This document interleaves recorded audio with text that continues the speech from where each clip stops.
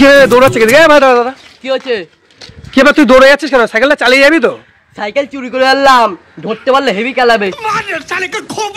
সরো সরো। আরে দাদা দাদা, তুই চুরি করে আনলি মানে? এত তাড়াতাড়ি কোথায় যাবি তুই?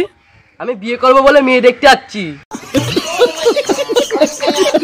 তুই মেয়ে দেখতে আছিস? তোর বয়স কত? হ্যাঁ, আমার বয়স 20। 20 বছর তোর বয়স? তুই কত বছরের মেয়ের সঙ্গে বিয়ে করবি?